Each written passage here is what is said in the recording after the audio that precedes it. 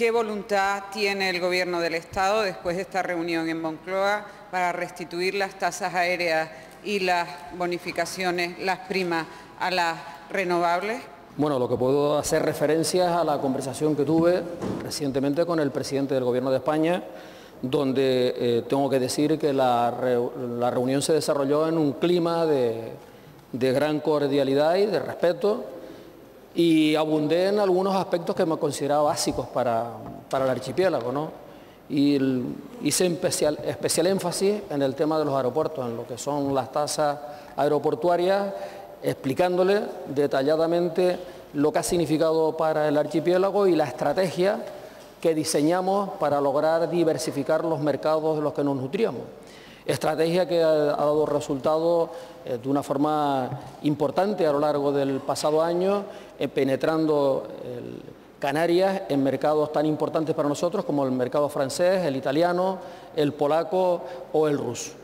Y tuve la oportunidad de entrar en el detalle para explicar que de esto se beneficiaban todas las compañías aéreas, 28 compañías aéreas se beneficiaron, el que se incentivaba la traída de más pasajeros con respecto al año anterior, que se primaba el número de incremento de frecuencias con respecto al año anterior, o que primábamos especialmente todo lo que significaba nuevas rutas. Máxima disposición, máxima atención, y ahora vienen las decisiones, que espero que sean en la línea de corregir el error cometido en la dirección de las bonificaciones que estaban implantadas en el 2011 o en otro. He tenido la oportunidad también de hablar con la ministra de Fomento en este sentido.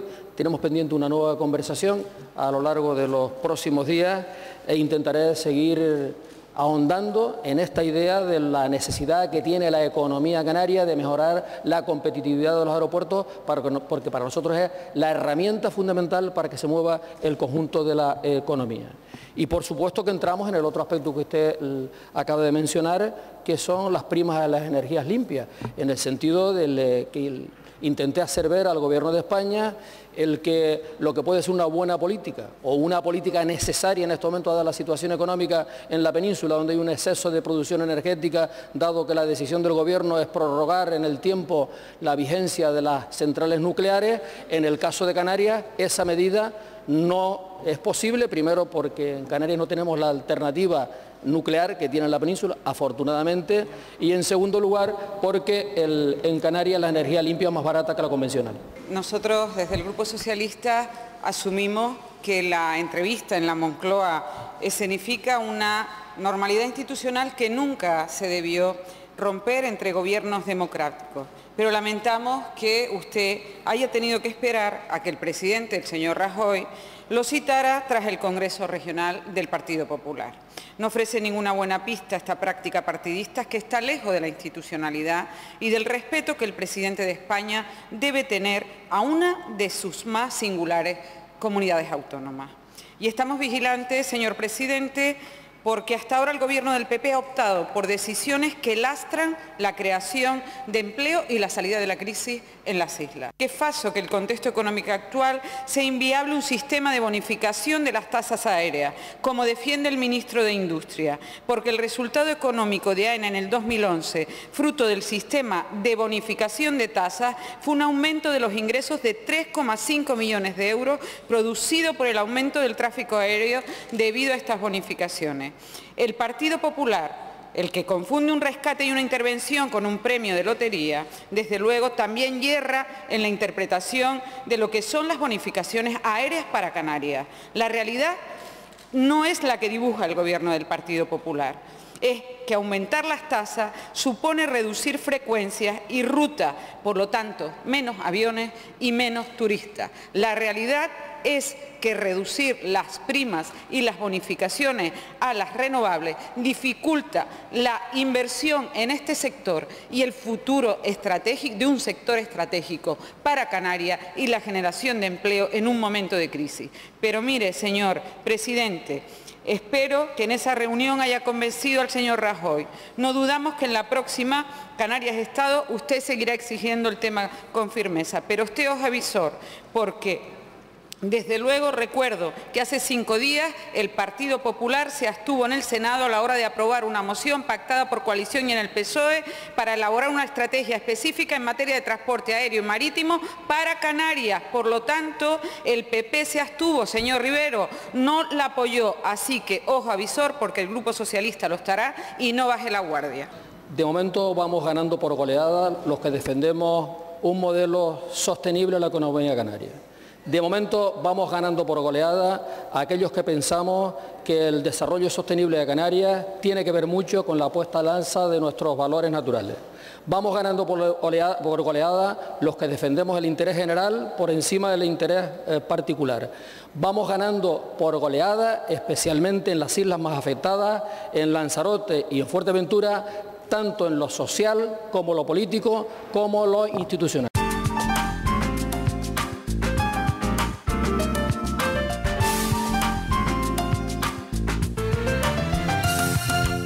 El Supremo ha dicho, 1, que no existe ningún riesgo objetivo para el medio ambiente en averiguar a ciencia cierta si en aguas españolas existen o no nuevas fuentes de riqueza en forma de petróleo y gas. 2, que existen razones objetivas y fundadas para entender que si existen esas nuevas fuentes de riqueza pueden y deben ser, escúcheme señor Rivero, pueden y deben ser un factor de primera magnitud para la economía de España y de todos los españoles. Reconózcalo, señor Rivero, escaldado, así literalmente escaldado por el Supremo, que en 2 ocasiones y en una sola semana le ha quitado la razón, huye a Bruselas y ahí pretende internacionalizar un conflicto que en modo alguno, quiero que lo tenga claro, le interesa cada vez a menos gente. Mire, ya lo hizo en Marruecos hace unos meses y ahora lo ha querido hacer en Bruselas. ¿Y sabe cuál ha sido el resultado de esa actuación? Se lo digo con el máximo de los respetos. El ridículo más absoluto, señor Rivero. Mire usted, y quiero decírselo bien claro, aquí el único riesgo objetivo que tiene Canarias es usted, señor Rivero. Usted, que se gasta el tiempo y el dinero de todos los canarios en estas batallitas que usted mismo dice que le apasionan. Y yo le voy a decir, señor Rivero, que en Canarias hay más de 362.000 personas en el paro, 1.000 personas que no tienen ningún recurso a fin de mes, 650.000 que están al borde de la pobreza. Y yo le digo, ¿por qué no defiende con esa pasión que defiende estas batallitas que tiene usted con el tema del petróleo a estas personas que están en paro? ¿Por qué no las defiende a todas estas empresas que han cerrado y que van a cerrar más con esa voracidad fiscal que vamos a aprobar en estos días? Ustedes van a aprobar en estos días. Mira la cara a los más de 362.000 parados y dígale cuánto dinero se ha gastado en todas estas batallitas. Y dígale también a todos ellos y a todos los que están en el riesgo de la pobreza, cuánto dinero más se va a gastar en esta apasionante, y le estoy empleando los términos que usted ha utilizado, en esta apasionante batallita con el tema del petróleo. El ridículo más espantoso lo hacen aquellos que defienden los intereses de una empresa privada por encima de los intereses generales de todos los canarios. El ridículo más espantoso es que cuando uno tiene que jugar un papel donde parece ser más un accionista de Repsol que un canario para defender los intereses de esta tierra. Aquí está en juego el modelo de Canarias. ¿Usted cree en otro modelo? Nosotros creemos en un modelo sostenible, en un modelo donde los valores naturales que tiene el archipiélago hay que preservarlos, porque esos son las herramientas más importantes para seguir desarrollando un sector económico que significa en estos momentos el 54% de los empleos que se dan en la isla de Fuerteventura y en la isla de Lanzarote. De un sector turístico que significa el 51% del Producto Interior Bruto. Y no es compatible, los intereses, la defensa de los intereses de Repsol con la defensa de los intereses generales de Canarias y de Fuerteventura y Lanzarote. No es compatible. No es compatible porque, entre otras cosas, usted hace en ese rebujato que ha hecho de su pregunta, hace referencia a algo que nos dice el Supremo, que las prospecciones se van a llevar a cabo a 60 kilómetros de Fuerteventura. Y eso no lo dice el Supremo. Las prospecciones que ha autorizado el Ministerio de Industria se pueden llevar a cabo a 9 kilómetros 600 metros de la costa de Fuerteventura. Esa es la realidad. Si vamos a los 60 kilómetros, nos habrán metido en otro conflicto, nos habrán metido en el conflicto de la mediana con Marruecos. Acuérdese que lo estoy diciendo aquí. O las prospecciones están a menos de 20 kilómetros de las costas de Lanzarote y Fuerteventura, o si se van a los 60 kilómetros de Canarias, estaremos en la zona que en este momento está en discusión de la mediana con Marruecos y, por lo tanto, estaremos ante un problema que nos habrá metido el gobierno del PP. ¿Qué valoración hace el gobierno de Canarias ante los autos del Tribunal Supremo que desestiman la nulidad del Real Decreto del Gobierno que autoriza las prospecciones petrolíferas en aguas territoriales de España próximas a las costas de Canarias, y qué medidas piensa llevar a cabo para frenar estas prospecciones petrolíferas?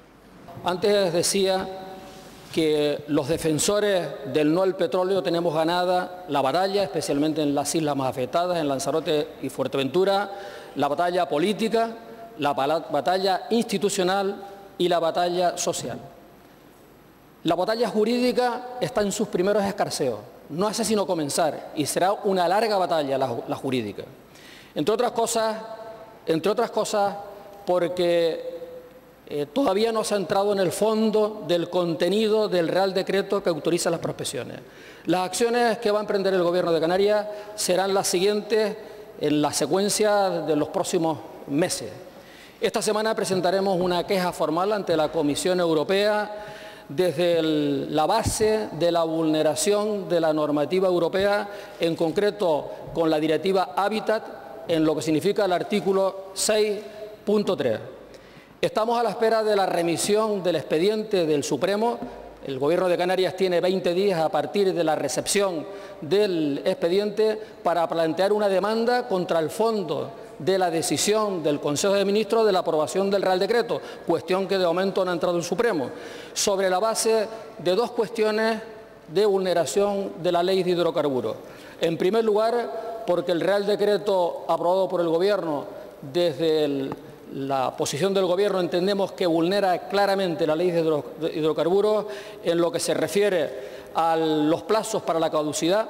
La Ley de Hidrocarburos fija que los plazos para la caducidad de las autorizaciones culminan a los 6 años. Hay que tener en cuenta que la autorización se considera el año 2001, supera ampliamente los 10 años.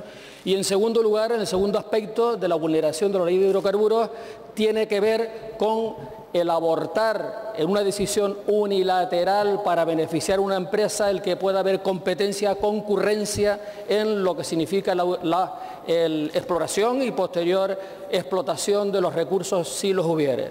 Por lo tanto, estas dos decisiones las pondremos en marcha de forma inmediata y no vamos a parar hasta lograr que el petróleo que está en el entorno de Canarias, si lo hubiera, no sea extraído por una empresa privada y por lo tanto no ponga en riesgo el bienestar de los canarios.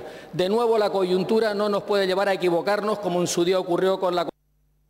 Hace apenas una semana todos los canarios supimos que los autos de fecha de 4 de junio y 5 de junio del Tribunal Supremo desestimaban los recursos interpuestos en contra del Real Decreto 547/2012. Tanto la publicación de este último como el sentido de las dos primeras sentencias vuelven a incidir en dejar al descubierto lo que todos los canarios admitimos que fue un engaño: la Ley de Aguas Canarias. Aun cuando es una vieja reivindicación nacionalista, tanto en el fondo como en las formas, presidente, evidencian que su malogrado intento no surtió efecto ni jurídico, ni político, ni mucho menos social. Dejando este capítulo a un lado, nos encontramos en un momento en el que la mayoría de los canarios se preguntan: si la ley de agua es una farsa y los tribunales de justicia no nos dan la razón, ¿cuál es el camino que le queda al Gobierno de Canarias? En sus palabras, señor presidente, empieza una batalla dura, larga y apasionante, aunque los primeros escarceos jurídicos se hayan perdido. Permítame hacer un par de reflexiones. Primero, ¿puede llamarse escarceo a una sentencia firme del Tribunal Supremo? Segundo, ¿con qué elementos cuenta usted para garantizar y reconocer, como ha hecho públicamente, que esta pelea se va a ganar en todos los aspectos? Tercero, ¿ha sido el sentido de esta sentencia del Tribunal Español el primer gran éxito de este Gobierno que justifique algunos futuros? Una última reflexión. El PIL acompañó al Gobierno de Canarias en la manifestación en contra del petróleo y lo hizo porque entiende que no se puede dejar a Canarias más que con el riesgo de un aprovechamiento de recursos naturales que no se sabe si incidirá sobre riqueza, generación de empleo o infraestructura esta tierra. En eso coincidimos. Pero con todo ello existe alguna forma de garantizar algún beneficio sin recurrir sobre riesgo de continuo fracaso a los tribunales? O dicho de otro modo, ¿cabe la más mínima posibilidad de que sentándose Gobierno de España y Gobierno de Canarias se pueda llegar a un entendimiento y acuerdo de aprovechamiento de las explotaciones?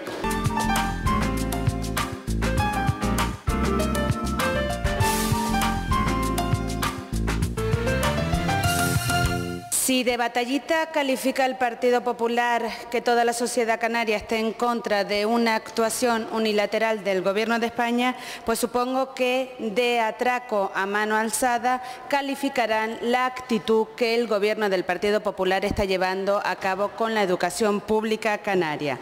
A partir del 20 de noviembre, a golpe de imposición, sin diálogo alguno, el Gobierno del Partido Popular ha emprendido en nuestro país una política de brutales recortes en educación, algo que nos está llevando a 40 años atrás en las aulas españolas. Señor consejero, ¿sabe usted bien que en el año 2005 el Gobierno socialista convirtió en un derecho disponer de una beca a quienes tenían menor nivel de ingreso? En el año 2012 el Gobierno del PP, además de bajar las becas en un 11,6%, ha anunciado que va a modificar el sistema de concesión de becas. El PP rompe así el principio de igualdad de los españoles porque el nivel de renta no es prioridad en su concesión, sino que la nota media va a ser lo que prevalezca, lo que va a dejar a miles de jóvenes canarios fuera del sistema. Señorías, señor consejero, al PP no le ha parecido nunca, absolutamente nunca, no ahora con la crisis, nunca adecuado que haya tantos jóvenes estudiando en la universidad. Creen que invertir en ello es tirar el dinero. No estamos hablando de austeridad, estamos hablando de ideología clasista. Por lo tanto, ideología clasista pura, dura y totalmente incuestionable. Ante esta ideología, dogmatismo del Partido Popular, ¿cuál es la valoración que se hace desde la Consejería de Educación, desde el Gobierno de Canarias, con respecto al endurecimiento de los criterios académicos en la próxima concesión de becas para el curso que viene? La valoración se expresó en su momento en la conferencia sectorial que se celebró el pasado mes y desde luego fue contraria al criterio de romper la ponderación equilibrada del binomio entre las circunstancias de renta familiar y los criterios académicos. Como saben, el cambio que se introduce ahora por parte del Ministerio, y se introduce ahora, digo, en una fecha muy inoportuna, consiste en alterar los requisitos de las notas académicas para tener acceso a las becas, elevando tales requisitos. Nuestra opinión, y no es solo nuestra, fue de otras comunidades también, consiste en que ni es el tiempo, ni es el momento, ni siquiera era el minuto del partido correspondiente para cambiar estas reglas del juego. Las becas, efectivamente, como se ha dicho, responden a criterios de equidad en la igualdad de oportunidades, responden también a mecanismos de cohesión social y de solidaridad, pero responden también a mayor eficiencia en el sistema educativo en la medida que evitan la pérdida, por razones económicas, por razones de rentas no suficientes, a muchos alumnos que pueden desarrollar perfectamente sus estudios en el nivel no obligatorio que sean, me refiero tanto en la universidad como en la formación profesional o en otros estudios. El Ministerio ha decidido cambiarlo.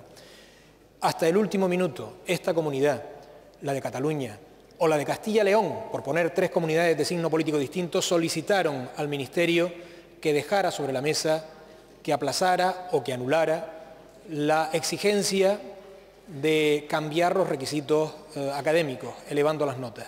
No ha sido posible y, por tanto, tendrá, en mi opinión, una muy lesiva consecuencia para los estudiantes, para muchas familias.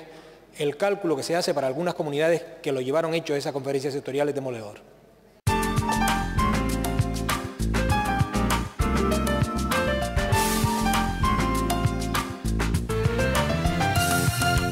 ¿Qué planteamiento tiene su departamento sobre las condiciones económicas del transporte escolar para los próximos años?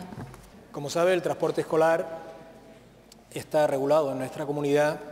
No es un servicio obligatorio, es verdad que es un servicio complementario dentro del ámbito educativo, pero establece unos derechos que para los estudiantes son esenciales.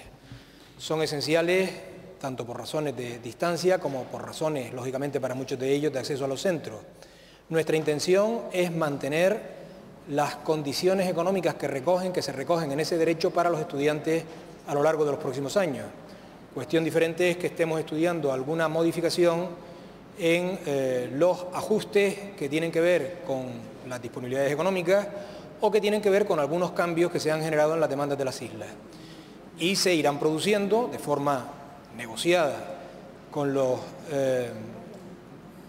responsables empresariales del sector, bien cuando vayan cambiando los actuales contratos en vigor por caducidad o bien también los que están en vigor por razón, como digo, de las limitaciones presupuestarias. En todo caso, estamos disponiendo de un instrumento enormemente útil desde el punto de vista de la fiabilidad pública, que es el simulador del transporte de mercancías y terrestre que tiene la Consejería del Transporte, que nos está permitiendo establecer cálculos de costes, tanto para, lógicamente, garantizar los costes de las empresas como los propios beneficios de sus empresarios y sus trabajadores.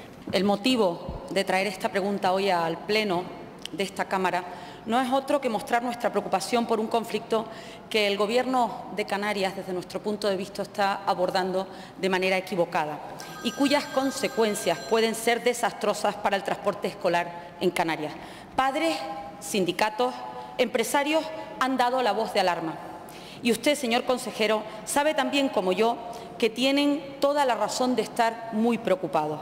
Reducir un 22% el coste del transporte escolar sin más alternativa que la amenaza que usted hoy aquí ha llamado negociación y suprimirle, amenazando a las empresas con perder esos contratos, es, desde nuestro punto de vista, un absoluto disparate y una gran temeridad. Los tiempos no están para bravuconadas.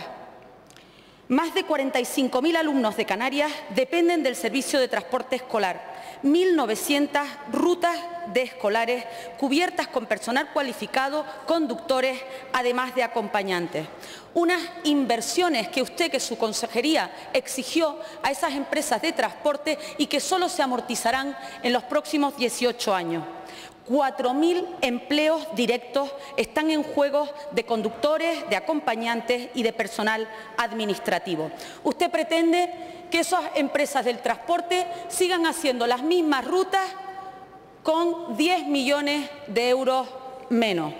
Y, señor consejero, permítame el consejo, siéntese, elimine de la negociación a su directora general de política de promoción educativa, siéntese usted, escuche a estos empresarios del sector que tienen experiencia en la materia, porque desde nuestro punto de vista este no es un recorte, este es un ataque directo a la supervivencia del sector del transporte en Canarias y al derecho de los escolares, de miles de niños, de tener un servicio de transporte seguro y de calidad.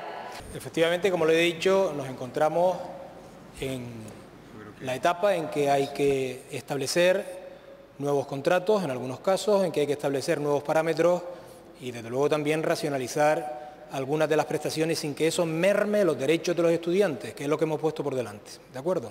Ahora, le recojo el guante que me ha lanzado. Me hubiese gustado que en la ley de medidas que se traerá aquí nos hubiesen dicho de dónde obtener lo que otros gobiernos central nos han quitado. Porque, por lo que he podido ver, ni una sola enmienda de propuesta alternativa ha sido incluida por su grupo político. Si eso es ayudar, si por un lado nos quitan, y que todo el mundo sepa que para educación, que para sanidad, que para las políticas públicas básicas, desde el Gobierno central han llegado muchos miles de euros menos que en el ejercicio del año anterior. La cuestión es que se les acabó ya la herencia.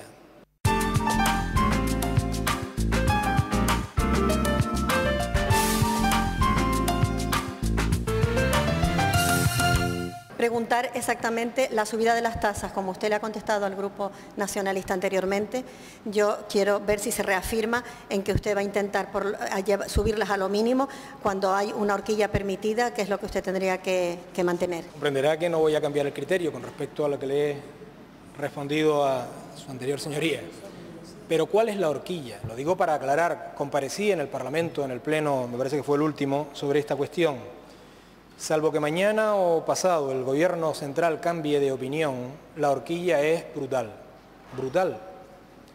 Explicaba antes que la subida prevista es entre el 15 y el 25% del coste real de cada plaza universitaria. No hay un coste real único para todas las universidades españolas. No hay una contabilidad analítica en ninguna de las dos universidades canarias que nos permita establecer una cantidad propia.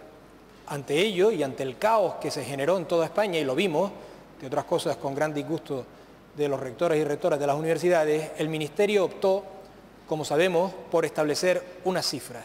Y ya dije en esa comparecencia lo que implicaban esas cifras para Canarias, que son demoledoras.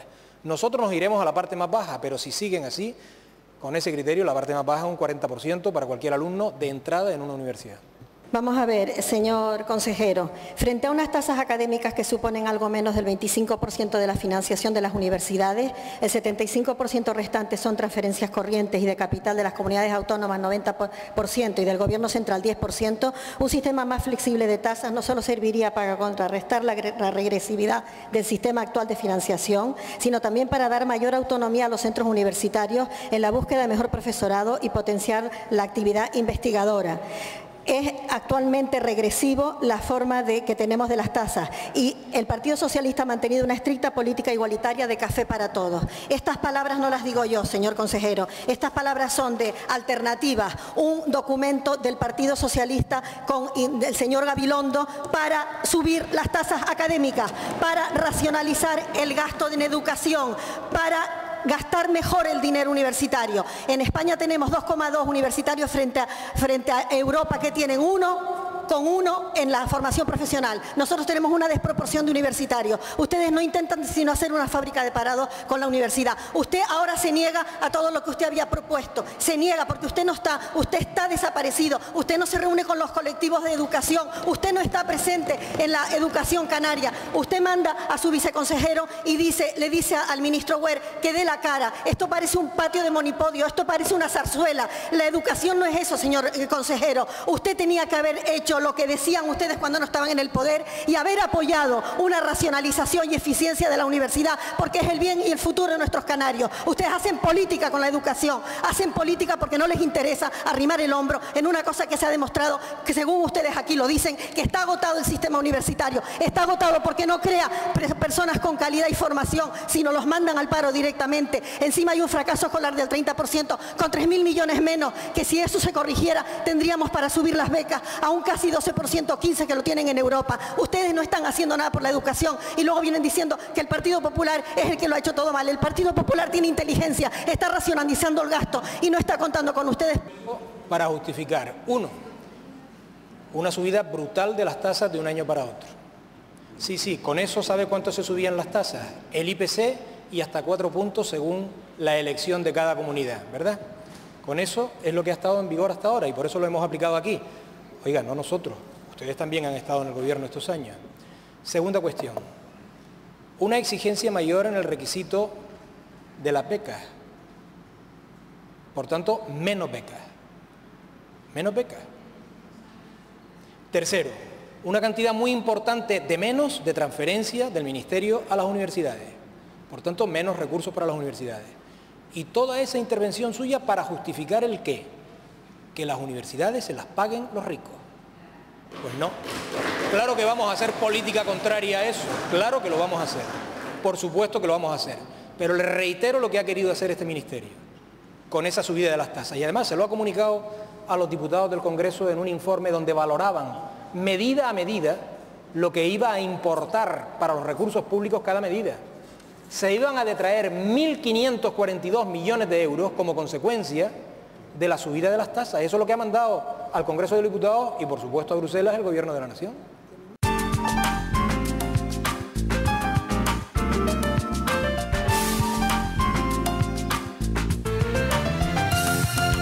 ¿Qué opinión le merece el rechazo del plan de actividades de Radio y Televisión Canaria por el Consejo de Administración del ente público? El plan de actividades del ente fue presentado junto al plan de viabilidad para conocimiento y votación en el Consejo de Administración, cumpliendo así con un mandato legal. Que no fueran ratificados en ese momento no supone ninguna situación excepcional, máximo cuando la propia normativa dispone que de no alcanzarse una mayoría cualificada, como fue el caso, se prevé una nueva votación donde solo se requeriría una mayoría simple. Por lo tanto, lejos del dramatismo que hemos visto en algunas afirmaciones periodísticas que su grupo quiere imprimir a esta actuación, digo, esta circunstancia producida no paraliza ni la actividad del ente ni la de sus sociedades.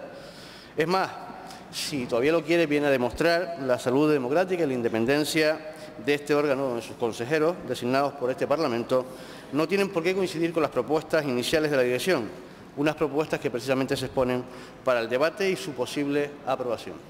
El pasado 31 de mayo se reunió el Consejo de Administración de Radio y Televisión Canaria, entre otros asuntos, para aprobar el plan de actividades del ente y los planes de actuación de la Televisión Canaria y la Radio Pública Canaria. Para que sus señorías se hagan una idea de lo que esto significa, viene a suponer que el Consejo tiene que aprobar las líneas de actuación a desarrollar por la televisión y por la radio en el año 2012. Lo curioso del caso es que lo sometan a la aprobación del Consejo cuando han transcurrido 6 meses desde que comenzó el año. El Partido Popular votó en contra, como también lo hizo Nueva Canarias, pero la sorpresa saltó con la abstención de uno de los consejeros de Coalición Canaria, por cierto, presidente de turno del Consejo. Mientras que para la aprobación del plan de actuación se requería una mayoría cualificada, como usted ha dicho, de 2/3, no lograron ni siquiera la mayoría simple, lo que pone de manifiesto el rechazo del Consejo a los modos y maneras de proceder del director general de Radio y Televisión Canaria. Lo ocurrido el pasado 31 de mayo es una reprobación a la gestión del director general del ente, por lo que el Gobierno debe cesarlo de inmediato. Señor consejero, el plan de actuación rechazado integra, en cierto modo, los planes de viabilidad para el periodo 2012-2014, unos planes con los que estamos en contra, al igual que los 7 actuales miembros del Consejo de Administración. Pero eso a ustedes les da igual. Actúan de espaldas al Consejo de Administración, de espaldas al Parlamento y de espaldas a los trabajadores de la radio y la televisión pública. La solución no pasa por los despidos, tampoco por incumplir los contratos firmados. Señor consejero, existe margen para llevar a cabo medidas alternativas y una de ellas es la posibilidad que ya permite la ley de privatizar las televisiones públicas autonómicas. Estaremos muy atentos, muy pendientes a qué nos tienen que contar el próximo día 20, la semana que viene, en la comisión sobre dicho plan de viabilidad, porque esperemos que nos cuenten algo. Concluyo ya, señorías.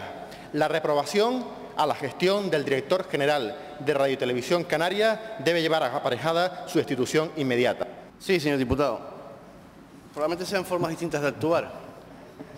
Unos llevan los planes de viabilidad al Consejo, se discute, no obtienen en ese momento la aprobación, se reanalizan y se vuelven a discutir en otro Consejo. Otros proponen y acuerdan un pacto sobre cómo actuar en el nombramiento del director de Radio y Televisión Española y, como no me salgo con mi pataleta, cambio la norma y me salto el consenso. Esas son formas distintas de actuar, sí, pero sí es lógico, es natural, ¿no? Tal como ustedes han planteado.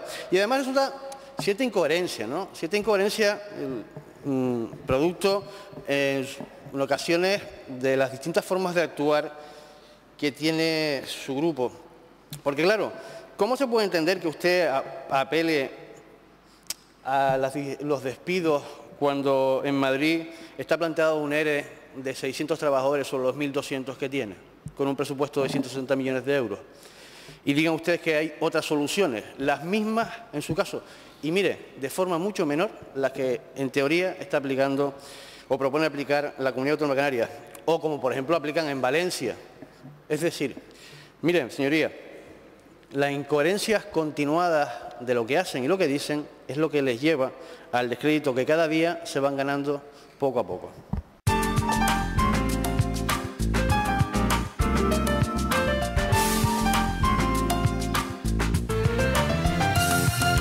Los los recortes que llegan desde las cuentas del Estado a la comunidad autónoma van a tener consecuencias sobre la prestación de los servicios públicos fundamentales, sobre la sanidad, sobre la educación, sobre la justicia y sobre los servicios sociales. Muchas de esas consecuencias son inevitables porque vienen impuestas por normas de obligado cumplimiento dictadas por el Gobierno de España. Otras, en cambio, pueden amortiguarse para que afecten lo menos posible a los ciudadanos. Este último camino es el que ha seguido y seguirá el Gobierno de Canarias.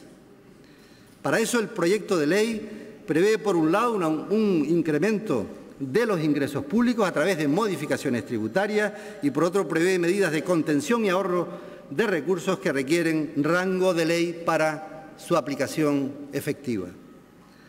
Ambas se completan con otras reducciones de gasto que afectan a todos los capítulos del presupuesto de la comunidad autónoma y que se corresponden con los recortes en las transferencias estatales previstas en este año, que no recibirá Canarias porque no han sido consignadas, obviamente, en los presupuestos generales del Estado. Medidas para racionalizar la estructura orgánica de la Administración pública. ¿Cuál es el objetivo? Reducir a corto plazo la dimensión de la Administración pública de Canarias. Concretamente, el texto establece un conjunto de medidas de supresión, de reordenación, de organismos, de comisiones y de consejos. ¿Cómo lo hacemos? Modificando, extinguiendo o fusionando hasta 19 órganos administrativos, cuya creación o regulación está prevista en distintas leyes aprobadas por este Parlamento en sucesivas legislaturas. Es un paso más en una senda que somos conscientes que ha de continuar tras la redefinición competencial entre las administraciones públicas. Pero, señorías, estamos afrontando la reforma de la Administración pública de frente, con transparencia, con luz y taquígrafo, pero sobre todo con garantía. Y la garantía es el mantenimiento y la mejora de los servicios públicos esenciales. Nosotros no vamos a desmantelar la Administración pública. Si hay alguien que lo pretenda, está equivocado. Este Gobierno no lo va a hacer porque tendrá una Administración pública dimensionada para el cumplimiento de los servicios públicos que necesitan los canarios y las canarias. Y reto a quien quiera a que nos demuestre que la Administración autonómica es más onerosa que cualquier otra administración española o europea. Proponemos la extinción de la Agencia Canaria de Desarrollo Sostenible y Cambio Climático, cuyas funciones las va a asumir directamente la Consejería de Educación, Universidades y Sostenibilidad. Suprimimos el Instituto Canario de Evaluación y Calidad Educativa y también el Consejo Canario de Entidades en el Exterior. Suprimimos la dirección de la Escuela de Servicios Sociales y Sanitarios de Canarias. Además, fusionamos y extinguimos órganos consultivos vinculados a igualdad, juventud, consumo, transporte, entre otros. Segundo bloque de medidas. Medidas para reducir los costes de personal. El capítulo primero del presupuesto, gastos de personal, representa el 38% del presupuesto de la comunidad autónoma. Afrontar un recorte de 800 millones sin tocar en alguna medida el capítulo 1, saben todos ustedes que es absolutamente imposible. Ante esta situación, el Gobierno de Canarias se planteó como una premisa para diseñar la fórmula idónea que el recorte del gasto de personal afecte lo menos posible a la calidad de los servicios públicos. Esta es la prioridad. En lo que se pueda mantener la calidad de los servicios públicos que se presta a los ciudadanos. Y es que la reducción de los gastos de personal solo se puede hacer a través de dos vías: o reduciendo salarios, o reduciendo las retribuciones, o despidiendo a los empleados públicos. Esas son las alternativas. Y esta última opción, despedir, es la que descartó de plano el Gobierno de Canarias, por un triple motivo. Primero, porque esta comunidad autónoma tiene una plantilla bastante ajustada a los servicios que presta.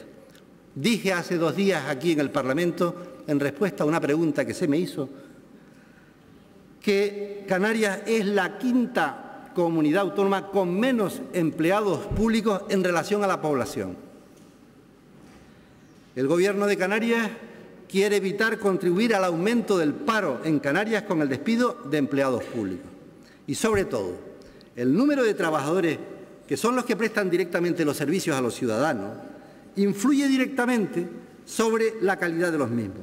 Evitar despidos significa amortiguar el impacto de los recortes en la calidad que se prestan en esos servicios. Por ello, en la medida que las condiciones económicas lo permitan, este Gobierno evitará despidos de empleados públicos.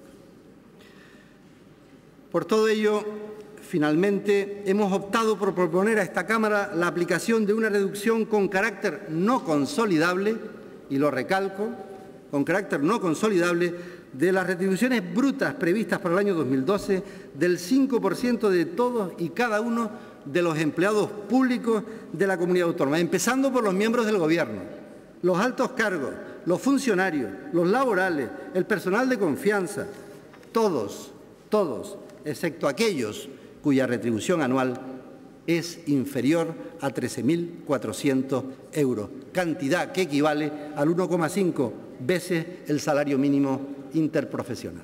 Contiene medidas que supondrán una reducción del gasto por un importe de unos 550 millones de euros y una subida impositiva cuya recaudación estimada asciende a 250 millones de euros. Una distribución que intenta aminorar el efecto que, para la actual situación económica, tiene un incremento de impuestos. El proyecto de ley establece a grandes rasgos la creación de nuevos tributos y tasas, la eliminación y reducción de algunas bonificaciones fiscales, así como el incremento del IGIC y del impuesto sobre el combustible. Se instaura como tributo propio el relativo a los depósitos de clientes dispuestos en las entidades financieras, gravando la tenencia de fondos a terceros. Los sujetos pasivos son las entidades financieras cuya sede central u oficina estén ubicadas en Canarias y los tipos aplicables se sitúan entre el 0,3 y el 0,5% en función de las cantidades depositadas. No obstante, este impuesto prevé deducciones para las entidades que tengan su domicilio social en Canarias o en función del número de oficinas situadas en municipios cuya población sea inferior a 5.000 habitantes o que se ubiquen en islas no capitalinas. Se establecen, además, otras deducciones vinculadas al aumento de créditos para financiar iniciativas empresariales, proyectos de colaboración público-privada que realicen en las islas, importes destinados a la obra social o bien tengan la consideración de cooperativas de crédito. En segundo lugar, se crean tributos de carácter medioambiental y de finalidad extrafiscal que gravarán determinadas actividades que afectan al medio ambiente y que tratan de compensar a la comunidad autónoma de sus repercusiones negativas. Uno de ellos es el impuesto a los grandes establecimientos comerciales que, por su actividad y tráfico de vehículos, provocan un efecto negativo en la ordenación del territorio, en el medio ambiente y en las infraestructuras públicas. Su base imponible está constituida por la superficie total comercial expresada en metros cuadrados y su cuota se determinará también en función de este parámetro. El otro impuesto, y motivado también por causas medioambientales, es el impuesto a las actividades relacionadas con el transporte de energía eléctrica de alta tensión y con las comunicaciones electrónicas. Otro de los aspectos que se modifican en este proyecto de ley se refiere a las tasas, creándose 18 nuevas y modificándose otras 8, lo que supondrá, recuerdo, una estimación de no más allá de 1 millón de euros con efecto anual. Además, se incrementa el impuesto sobre el combustible, un tributo que, a diferencia del Estado, no se actualiza, recuerdo, en Canarias desde el año 2004. Eso sí, dejando inalterable el aplicado al gasóleo profesional. Por último, el IGIC incrementa el tipo general del 5 al 7% anual.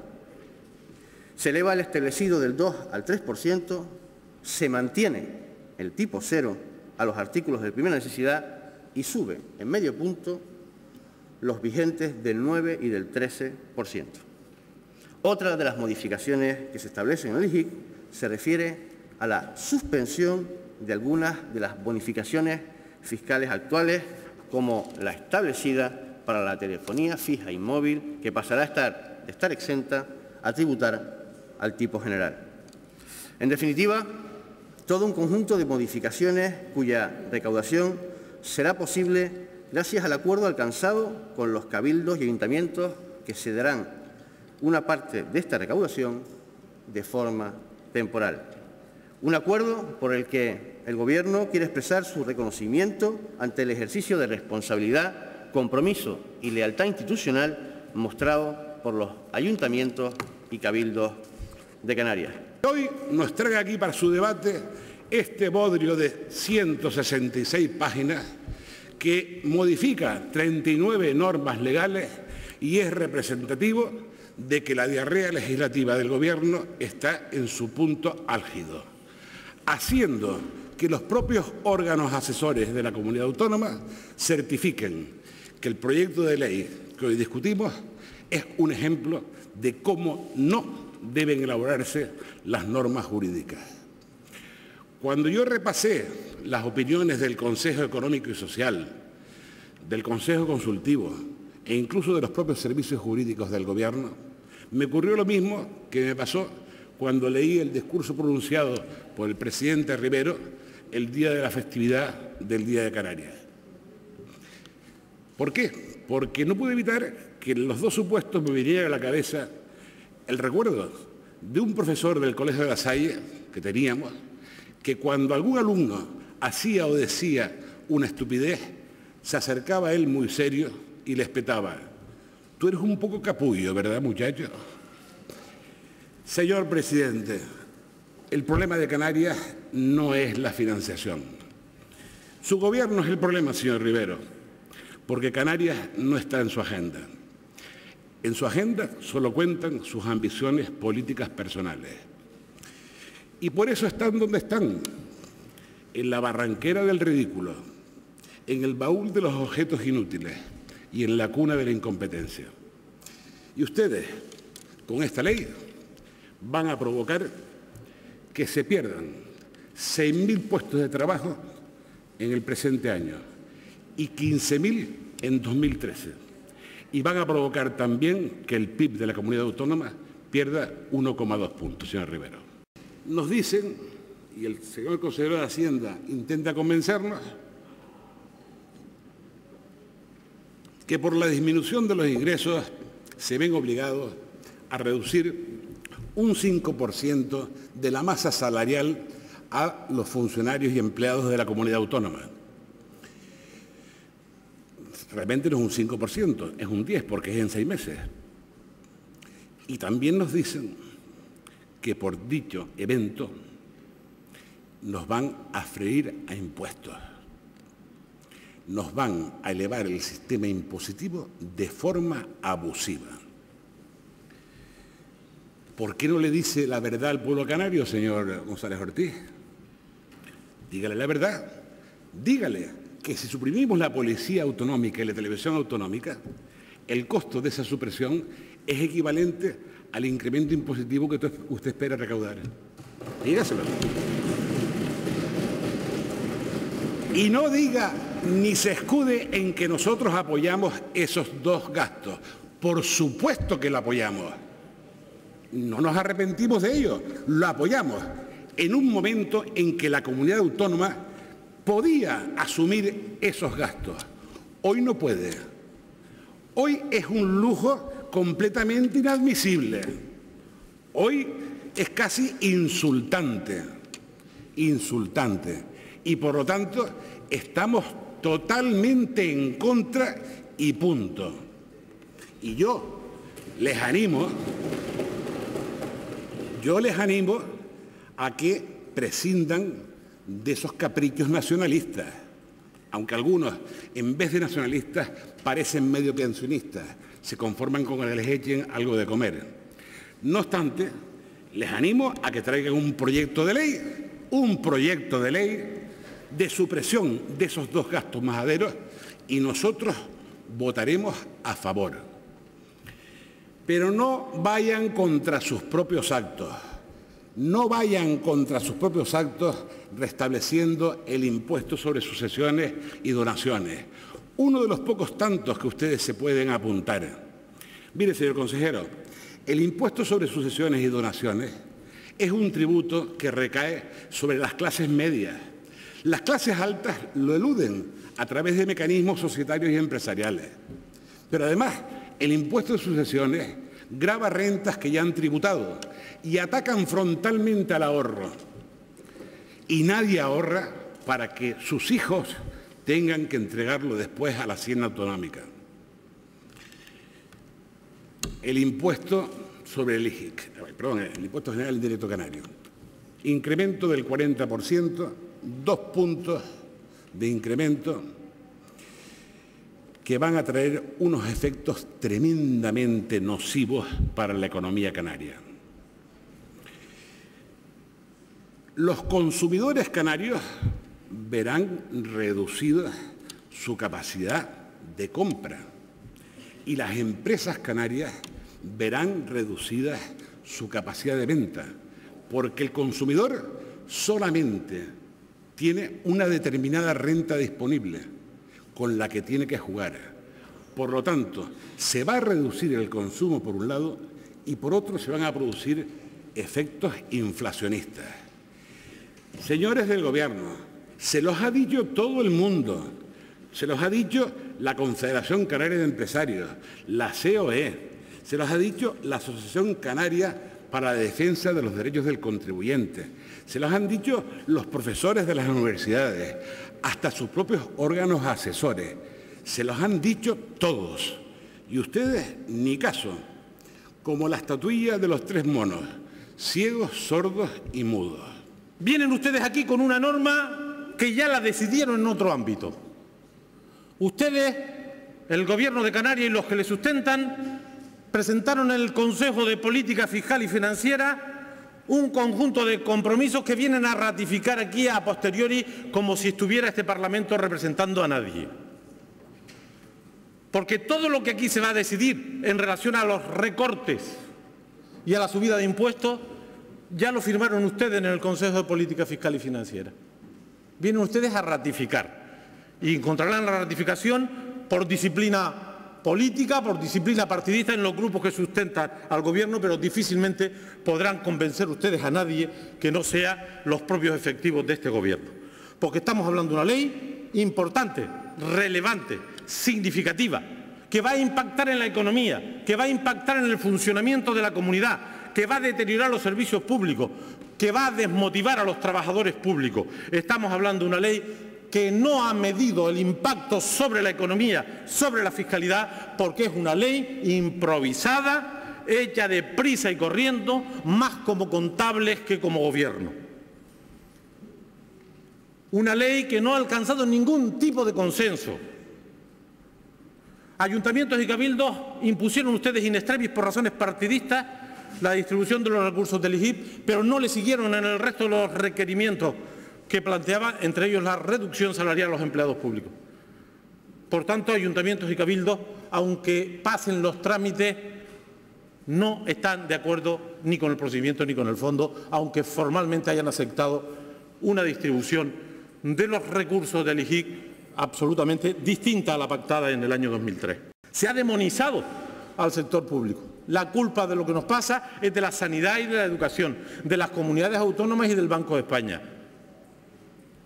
Y al final, el tiempo, la realidad se impone y lo que nos lleva al precipicio es lo que siempre fue el problema más serio, no el único, pero el más serio de esta crisis.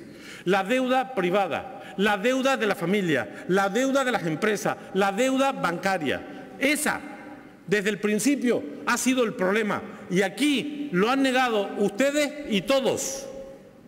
Lo han negado y ahora resulta que estalla en nuestras narices el problema de fondo, el de verdad, la crisis de Bankia, el rescatillo del pasado fin de semana, ponen en evidencia que nuestro problema no estaba en el sector público, no está en el sector público, nuestro problema está en la economía, nuestro problema está en el sistema productivo, nuestro problema está esencialmente en la deuda y en la crisis de supervivencia que tiene el sistema financiero. Se ha impuesto una lógica que nosotros hemos combatido desde esta tribuna en esta legislatura desde que estamos aquí y antes fuera de esta tribuna. No es verdad esta manera de abordar los asuntos nos vaya a sacar de esta crisis. El desastre está servido y a lo mejor llegamos tarde.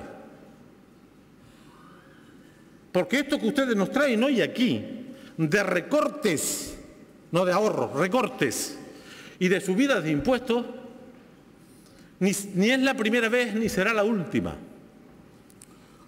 Ustedes han venido presumiendo, todos los que llevan mucho tiempo y los que llevan menos, de que aquí se han ahorrado 2.280 millones de euros en los últimos 3 años. Algunos a eso antes le llamaban sablazo y ahora le llaman ahorro. 2.280 millones menos de gasto público en nuestra comunidad, a los que se le añaden ahora 800. ¿Saben cuál es la consecuencia de eso? Que no tengamos inversiones que tiren de la demanda, que tengamos el peor sistema sanitario en cuanto a gasto del Estado español, que tengamos el sistema educativo que menos gasta y que más necesidades tiene, porque el nuestro tiene más necesidades. Hemos llegado aquí porque se han tomado decisiones incorrectas. En Europa, orientando un combate contra la crisis absolutamente equivocado, que está fracasando de forma estrepitosa, que está deprimiendo la economía, que está generando desempleo, que está destruyendo los servicios públicos, que rompe la cohesión social, que quiebra el sistema democrático. Ese es el resultado de esa política que algunos hemos denunciado fuera y dentro de esta Cámara. Pero también hemos llegado aquí porque no se han hecho las tareas en materia fiscal. Aquí, en Madrid y en este Gobierno, en plena crisis, tomaron decisiones. Aquello de que bajar impuestos era de izquierdas, ¿no? Aquí se bajó el IRPF. Se hicieron bonificaciones al impuesto de sociedades que lo coloca a la cola de Europa en cuanto a la aportación en ese impuesto en el Gobierno de España, me estoy refiriendo. Eliminaron el impuesto de patrimonio con una frivolidad y luego lo recuperaron in extremis 2 semanas antes de las elecciones. Aquí se hicieron bonificaciones a donaciones y sucesiones hasta desaparecerlo. Es decir, los que tomaron decisiones de rebajar impuestos irresponsablemente para ganarse no sé qué favores, son responsables de que la presión fiscal en este país siga estando sensiblemente por debajo de nuestro entorno, aunque digan los voceros y la propaganda lo que diga. Yo me refiero a los datos. Tiene que ver lo que nos pasa con que no se ha perseguido de forma eficiente el fraude fiscal. Creo que ese es el papel de una oposición responsable. Trabajar, presentar enmiendas, discutirlas en el Parlamento, en la ponencia correspondiente, para que finalmente, si podemos entre todos mejorar el texto, lo vamos a hacer. Y yo he leído algunas de las enmiendas que usted ha presentado, y desde luego es algo que tienen y es competencia de los grupos y le corresponde a los grupos dilucidar esta cuestión, pero que supongo que puedan ser valoradas y en su caso aceptadas. Dice usted, don Román, que esta es una ley improvisada, una ley que, en fin, recoge un conjunto de normas multisectoriales. Ya lo había dicho yo en mi primera intervención, que eso era, en parte, una obligación derivada de las circunstancias económicas por las que vivimos, que es necesario hacerlo, pero permítame que con todo el respeto le recuerde su etapa de presidente del Gobierno. Y usted, don Román, cuando fue presidente del Gobierno, cada año traía a esta Cámara una ley de acompañamiento, una ley de medidas administrativas y fiscales. Lo hacía año tras año y modificaba, en un caso 20 leyes, en otra 27. Es decir, que usted puede criticar esta ley, lo puede hacer, pero también yo, que estoy en esta tribuna, le puedo recordar lo que usted, como presidente del Gobierno, hacía, que es exactamente lo mismo.